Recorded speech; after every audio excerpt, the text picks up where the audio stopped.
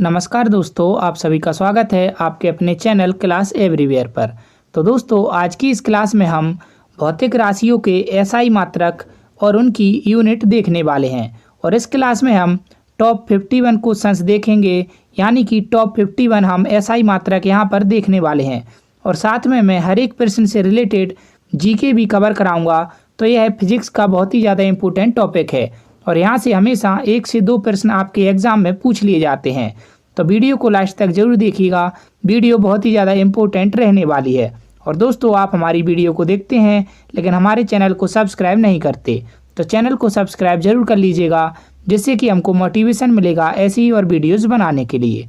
तो चलिए आज की क्लास की शुरुआत करते हैं। तो दोस्तों, यूनिट एंड मेजरमेंट से रिलेटेड जितने भी इम्पोर्टेंट क्वेश्चंस आपके एग्जाम में पूछे जाते हैं वो सारे के सारे मैं इस वीडियो में बताने वाला हूं।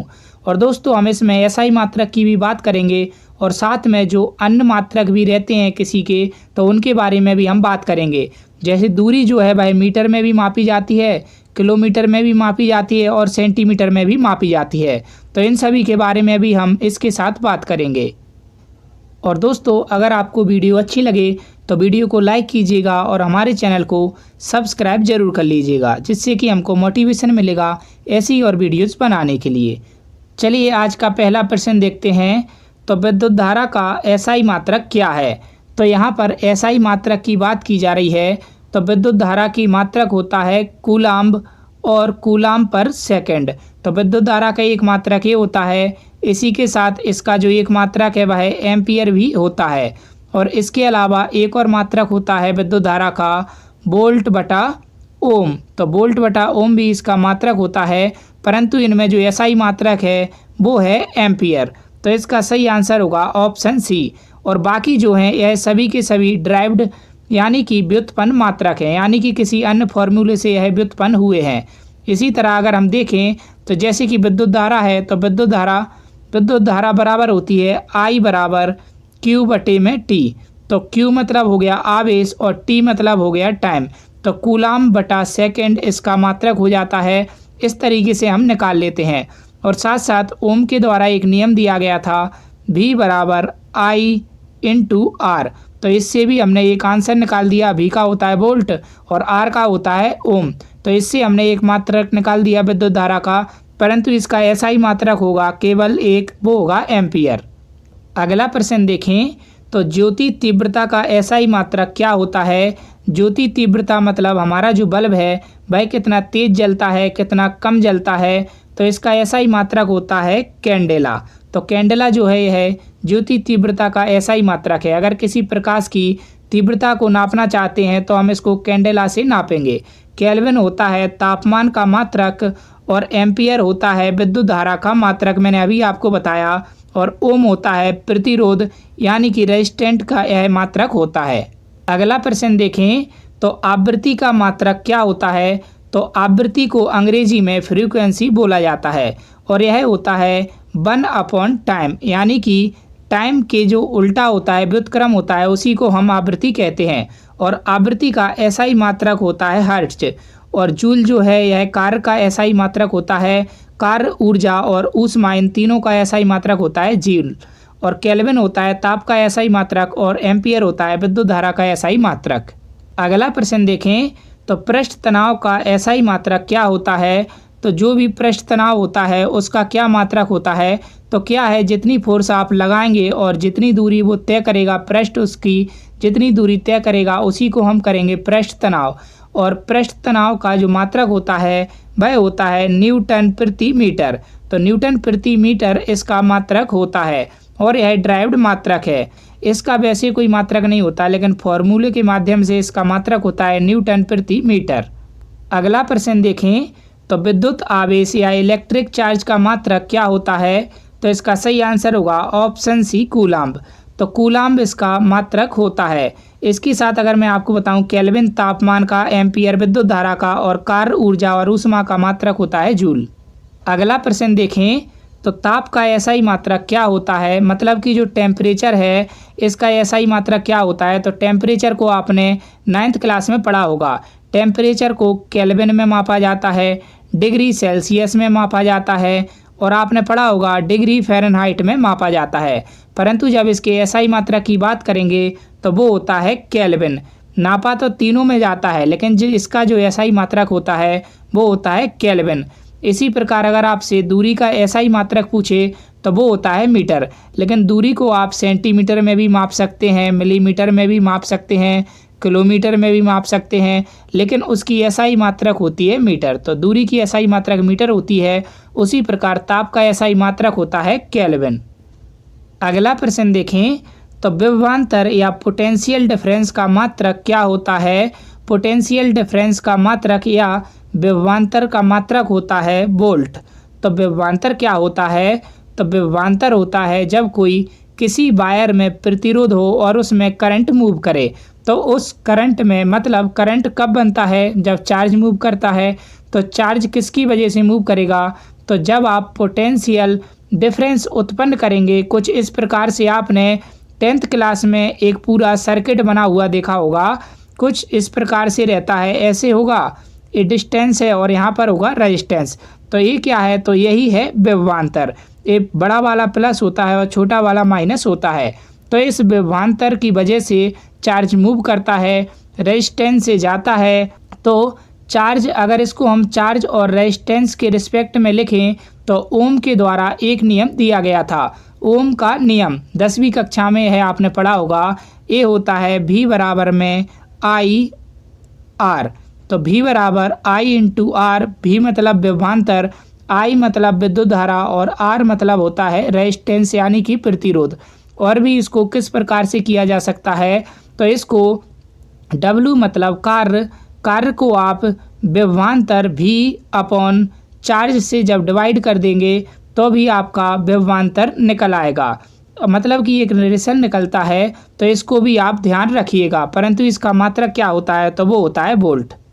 अगला प्रश्न देखें तो विद्युत प्रतिरोध इलेक्ट्रिकल रेजिस्टेंस का मात्रक क्या होता है। तो जो मैंने आपको V = IR आपको बताया, तो इसे कहते हैं ओम का नियम। तो यहाँ पर जो R है वही क्या है, तो वही है यहाँ पर इलेक्ट्रिकल रेजिस्टेंस, यानी कि करंट को बहने में जो रुकावट उत्पन्न करता है उसको हम रेजिस्टेंस कहते हैं। और इसका मात्रक क्या है, तो इसका मात्रक है ओम। और जो हेनरी है, हेनरी किसका मात्रक है, तो हेनरी इंडक्टर का मात्रक है। और केल्विन जो है वह तापमान का मात्रक है। अगला प्रश्न देखें तो तरंग दैर्घ्य का मात्रक क्या होता है। तो तरंग दैर्घ्य का मतलब, यानी कि अगर हम बात करें लैम्डा की, तो लैम्डा से इसको प्रेजेंट किया जाता है। तो तरंग दैर्घ्य का मात्रक होता है एंगस्ट्रॉम। तो एंगस्ट्रॉम जो है यह तरंग दैर्घ्य का मात्रक होता है। केल्विन किसका मात्रक होता है, तो केल्विन होता है तापमान का और ओम होता है रेजिस्टेंस का मात्रक। अगला प्रश्न देखें तो ध्वनि की प्रबलता का मात्रक क्या होता है। तो कौन कितना तेज, कौन कितना लाउड बोल रहा है, इसको हम कैसे मापेंगे, तो प्रबलता का मात्रक होता है डेसिबल। तो ध्वनि की प्रबलता का मात्रक होता है डेसिबल। जिसकी जितनी ज़्यादा लाउड होगी आवाज़ उसका डेसिबल ज़्यादा होगा, और जिसकी आवाज़ कम लाउड होगी उसका डेसिबल कम होगा। जैसे कि जब आप एक हॉर्न बजाते हैं तो काफ़ी ज़्यादा लाउड होता है, जब आदमी बात करते हैं तो कम लाउडनेस में बात करते हैं। तो उसी को उसमें डिफरेंस क्या किस में होता है, डेसिबल में हम डिफरेंस को नापते हैं। तो ध्वनि की प्रबलता का मात्रक होता है क्या, डेसिबल। केल्विन किसका मात्रक होता है, तापमान का। ओम होता है रेजिस्टेंस का मात्रक।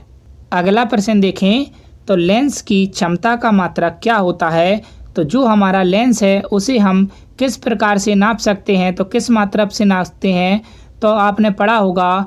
तो मेरी जो आँख है वो कितनी, मेरा मतलब मेरी जो आँख है उसका नंबर कितना है, उसका नंबर है 2। मेरी आँखों का नंबर है 4, मेरी आँखों का नंबर है 0.5। तो वो क्या है, तो वो आपकी क्षमता है। मतलब वो किस में होता है, तो जो क्षमता होती है वह डायोप्टर में होती है। तो लेंस की क्षमता डायोप्टर में होती है। तो लेंस की जो क्षमता पावर P से इसको डिनोट करते हैं। तो P बराबर होती है 1/f। मतलब जो हमारी फोकल लेंथ है उसका उल्टा कहलाती है पावर, यानी कि डायोप्टर। अगला प्रश्न देखें तो पदार्थ का परिमाण, इसका एसआई मात्रक क्या होता है। तो पदार्थ का जो परिमाण होता है इसका एसआई मात्रक होता है मोल। मतलब आप पदार्थ के जो क्वांटिटी उसको किससे मापेंगे, तो नंबर ऑफ मोल से उसको आप मापेंगे, ठीक है। तो तो यहाँ पर ए ऑप्शन बिल्कुल सही हो जाएगा। और अगर बात करें कैंडेला की तो यह तीव्रता का मात्रक होता है, प्रकाश की तीव्रता का। और ओम जो है यह रेजिस्टेंस का मात्रक होता है और केल्विन जो है यह तापमान का मात्रक होता है। अगला प्रश्न देखें तो धारिता, इसको अंग्रेजी में कहते हैं कैपेसिटेंस। तो कैपेसिटेंस का मात्रक क्या होता है? तो धारिता का मात्रक होता है फेरेड या फेराडे। तो कभी कभी इसको फेराडे भी कहा जाता है। तो इसका मात्रक होता है फेराडे, इसको एफ से डिनोट किया जाता है। और इसी के साथ अगर मैं आपको बताऊं तो हेनरी जो है यह इंडक्टेंस का मात्रक होता है, केल्विन तापमान का मात्रक होता है। अगला प्रश्न देखें तो ओजोन परत की मोटाई नापने वाली इकाई क्या होती है? तो इसका सही आंसर होगा ऑप्शन ए, डॉब्सन यूनिट। तो ओजोन परत की मोटाई मापी जाती है डॉब्सन यूनिट DU में। अगला प्रश्न देखें तो क्यूसेक किसको मापने की इकाई होती है? तो इसका सही आंसर होगा जो क्यूसेक है जल प्रवाह की दर को मापने के लिए यूज किया जाता है। तो पहला ऑप्शन यहाँ पर बिल्कुल सही हो जाएगा। अगला प्रश्न देखें तो तेल का एक बैरल कितने लीटर के बराबर होता है? तो तेल को नापने के लिए हम बैरल का यूज करते हैं और ये एक बैरल होता है कितने लीटर के बराबर? तो 159 लीटर के बराबर, यानी कि 159 लीटर के बराबर होता है एक बैरल। तो एक बैरल की अगर हम बात करते हैं तो इसमें होते हैं 159 लीटर। तो इसका सही आंसर होगा ऑप्शन सी, 159 लीटर। अगला प्रश्न देखें तो पारिस्थितिकी दबाव या एटमॉस्फेरिक प्रेशर की इकाई क्या होती है? तो इसका सही आंसर होगा ऑप्शन डी, बार। और इसी के साथ जो पास्कल है यह भी पारिस्थितिकी दबाव की इकाई होती है। इन दोनों को आप याद रखना। अगला प्रश्न देखें तो एक अश्व शक्ति या हॉर्स पावर कितने वाट के बराबर होता है? तो एक हॉर्स के पास अप्रॉक्सीमेटली हम मानते हैं कितना पावर होता है? तो इसके पास 746 वाट, 746 वाट पावर होती है। अगला प्रश्न देखें तो प्रदीपन या इल्यूमिनेंस का मात्रक क्या होता है? तो इल्यूमिनेंस या प्रदीपन का जो मात्रक होता है वह क्या होता है? तो वो होता है लक्स, यानी कि लक्स में हम इल्यूमिनेंस को मापते हैं। अगला प्रश्न देखें तो 1 नैनोमीटर किसके बराबर होता है? तो अगर हम बात करें 1 नैनोमीटर की तो यह होता है 10 की पावर -9 मीटर के बराबर। तो यहाँ पर बी ऑप्शन बिल्कुल सही हो जाएगा, 10 की पावर -9 मीटर। अगला प्रश्न देखें तो नाभिकीय त्रिज्या न्यूक्लियर रेडियस की सर्वाधिक सही इकाई क्या होती है? तो इसका सही आंसर होगा ऑप्शन बी, फर्मी। और फर्मी जो है यह 10 की पावर -15 मीटर के बराबर होता है। अगला प्रश्न देखें तो एक प्रकाश वर्ष कितने मीटर के बराबर होता है? तो एक प्रकाश वर्ष क्या होता है? तो जब हमारे सन से जो प्रकाश आ रहा है वो एक साल में जितनी दूरी तय करता है उसी को एक प्रकाश वर्ष कहते हैं। और यह हमारे कितने मीटर के बराबर होगा? तो यह अप्रॉक्सीमेटली 9.46 इंटू 10 की पावर 15 मीटर के बराबर होता है। तो यह 9.46 इंटू 10 की पावर 15 मीटर के बराबर होता है। मतलब एक साल में हमारा प्रकाश इतने मीटर की दूरी तय कर लेता है। तो पहला ऑप्शन इसका सही होगा। अगला प्रश्न देखें तो एक पारसेक कितने प्रकाश वर्ष के बराबर होता है? तो इसका सही आंसर होगा ऑप्शन सी, 3.26 प्रकाश वर्ष के बराबर। अगला प्रश्न देखें तो एक पारसेक कितने मीटर के बराबर होता है? तो इसका सही आंसर होगा ऑप्शन ए, 3.08 इंटू 10 की पावर 16 मीटर। और दूरी मापने की सबसे बड़ी इकाई कौन सी होती है? तो वो पारसेक होती है। यह भी आप जरूर याद रखिएगा। तो 3.08 इंटू 10 की पावर 16 मीटर के बराबर एक पारसेक होता है। अगला प्रश्न देखें तो एक मील कितने किलोमीटर के बराबर होता है? तो इसका सही आंसर होगा ऑप्शन सी, 1.60934। मतलब आप 1.6 किलोमीटर अप्रॉक्सीमेटली आप लेंगे तो आप एक मील तय करेंगे। अगला प्रश्न देखें तो एक नॉटिकल मील कितने किलोमीटर के बराबर होता है? तो जब हम समुद्र में दूरियों को नापते हैं तो हम उसको नॉटिकल मील में नापते हैं। तो एक नॉटिकल मील में 1.852 किलोमीटर होते हैं। मतलब कि 1800 52 मीटर में 1 नॉटिकल मील होता है। यह आप जरूर याद रखना और 1.852 इसको किलोमीटर में लिखेंगे। अगला प्रश्न देखें तो एक खगोलीय इकाई एस्ट्रोनॉमिकल यूनिट किन के बीच की दूरी है। तो जो एक खगोलीय इकाई है यह पृथ्वी और सूर्य के जो बीच की दूरी है उसी को हम एक खगोलीय इकाई कहते हैं। तो ऑप्शन ए हमारा इसका सही आंसर हो जाएगा। पृथ्वी और सूर्य के बीच की जो दूरी है उसी को हम एक खगोलीय इकाई एस्ट्रोनॉमिकल यूनिट कहते हैं। अगला प्रश्न देखें तो एक खगोलीय इकाई कितने मीटर के बराबर होता है। तो एक खगोलीय इकाई कितने यूनिट के बराबर होता है।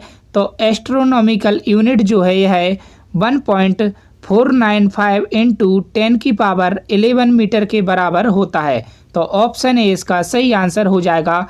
तो यह हमारे सूर्य और पृथ्वी के बीच की दूरी है। अगला प्रश्न देखें तो एक प्रकाश वर्ष कितने खगोलीय इकाई के बराबर होता है। तो एक प्रकाश वर्ष होता है 63241 अप्रॉक्सीमेटली में 63241 एक प्रकाश वर्ष इतनी खगोलीय इकाई के बराबर होगा। अगला प्रश्न देखें तो ज्योति तीव्रता ल्यूमिनस इंटेंसिटी मतलब चमकदार की जो तीव्रता है इसका मात्रक क्या होता है। तो यह हम ऑलरेडी पढ़ चुके हैं। जब आप किसी बल्ब को जलाते हैं तो वह कितना तेज जल रहा है, कितना धीमा जल रहा है, चमक उसकी कितनी तेज है, उसके लिए हम कैंडेला का यूज करते हैं। तो ऑप्शन बी इसका सही आंसर होगा। अगला प्रश्न देखें तो निम्न में से लंबाई की न्यूनतम इकाई क्या है। तो इन चारों में से जो लंबाई की सबसे न्यूनतम इकाई है वो कौन सी है। तो वो है फर्मी मीटर। तो फर्मी मीटर कितनी होती है। तो 10⁻−15 मीटर में होता है एक फर्मी मीटर। अगला प्रश्न देखें तो बल यानी कि फोर्स का मात्रक क्या होता है। तो इसका मात्रक क्या होता है। तो इसका सही आंसर होगा ऑप्शन बी डायन। और फोर्स का मात्रक न्यूटन भी होता है, लेकिन न्यूटन जो है वह इसका ऐसा ही मात्रक होता है। परंतु अगर पूछें फोर्स का मात्रक क्या है तो यहाँ पर न्यूटन नहीं दिया गया। तो इसका सही आंसर क्या होगा डायन। अगला प्रश्न देखें तो एक बैरल कितने लीटर के बराबर होता है। तो इसका सही आंसर होगा ऑप्शन ए 159 लीटर के बराबर। अगला प्रश्न देखें तो एक न्यूटन कितने डायन के बराबर होता है। तो एक जो न्यूटन है वह 10⁵ डायन के बराबर होता है। मतलब डी से हम डायन को रिप्रेजेंट कर रहे हैं और एन से न्यूटन को। तो एक न्यूटन बराबर 10⁵ डायन होता है। तो इसका सही आंसर होगा ऑप्शन ए। अगला प्रश्न देखें तो एक जूल कितने अर्घ के बराबर होता है। तो कार्य, ऊर्जा और ऊष्मा इन तीनों की इकाई क्या क्या है, जूल और अर्घ। तो एक जूल जो होता है वह 10⁻7 के अर्घ के बराबर होता है। तो एक जूल बराबर होता है 10⁻7 अर्घ। तो ऑप्शन ए इसका सही आंसर हो जाएगा।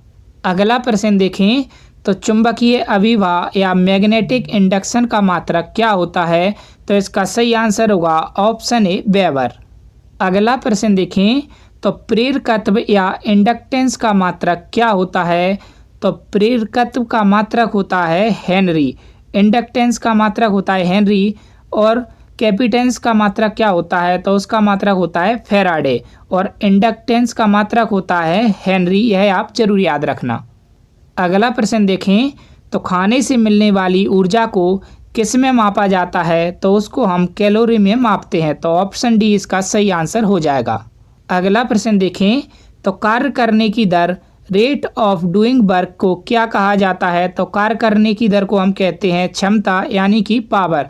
तो क्षमता की डेफिनेशन है कार्य करने की दर, या फिर पावर की जो डेफिनेशन है वो होती है रेट ऑफ डूइंग वर्क। अगला प्रश्न देखें तो 1 किलोवाट घंटा कितने जूल के बराबर होता है। तो 1 किलोवाट आवर यानी कि 1 किलोवाट घंटा जो है यह कितने जूल के बराबर होगा। तो यह डायरेक्ट ऐसे ही यह प्रश्न पूछा जाता है। तो इसका सही आंसर होगा 3.6 इंटू 10⁻6 जूल। तो 1 किलोवाट आवर जो है वह 3.6 इंटू 10⁻6 जूल के बराबर होता है। तो ऑप्शन ए इसका सही आंसर हो जाएगा। अगला प्रश्न देखें तो चुंबकीय प्रेरण मैग्नेटिक इंडक्शन का मात्रक क्या होता है। तो इसका सही आंसर होगा ऑप्शन बी टेस्ला। अगला प्रश्न देखें तो समतल कोण का एसआई मात्रक क्या होता है। तो इसका सही आंसर होगा ऑप्शन बी रेडियन। अगला प्रश्न देखें तो बल या फोर्स का एसआई मात्रक क्या होता है। वैसे मैंने आपको पढ़ाया है कि डायन भी होता है, न्यूटन भी होता है, लेकिन इसमें पूछा गया है कि बल का एसआई मात्रक क्या होता है। तो इसका एसआई मात्रक होता है न्यूटन। तो ऑप्शन भी इसका सही आंसर हो जाएगा। अगला प्रश्न देखें तो दाब अथवा प्रेशर का मात्रक क्या होता है। तो दाब अथवा प्रेशर का मात्रक होता है पास्कल, यानी कि ऑप्शन ए इसका सही आंसर हो जाएगा। अगला प्रश्न देखें तो शक्ति अथवा पावर का मात्रक क्या होता है। तो शक्ति या पावर का मात्रक होता है वॉट। अगला प्रश्न देखें तो पास्कल किसकी इकाई होती है। तो इसका सही आंसर होगा ऑप्शन सी दाब की। अगला प्रश्न देखें तो 1 किलोवाट घंटा किसकी इकाई होती है। तो देखो अगर हम देखें 1 किलोवाट घंटा तो 1 किलोवाट आवर जो है किसकी इकाई होगी। तो यह ऊर्जा की इकाई होती है। तो ऑप्शन सी इसका सही आंसर होगा। अगला प्रश्न देखें तो लंबाई का एसआई मात्रक क्या होता है। तो इसका सही आंसर होगा ऑप्शन ए मीटर। और दोस्तों यह क्लास आपके रेलवे के एग्ज़ाम्स के लिए बहुत ही ज़्यादा इम्पोर्टेंट रहने वाली है, क्योंकि रेलवे में अक्सर फिजिक्स के इस टॉपिक से क्वेश्चंस जरूर ही पूछे जाते हैं। तो लंबाई को हम किलोमीटर में भी नापते हैं, सेंटीमीटर में भी मापते हैं, मिलीमीटर में भी नापते हैं, लेकिन इसका एसआई मात्रक होता है मीटर।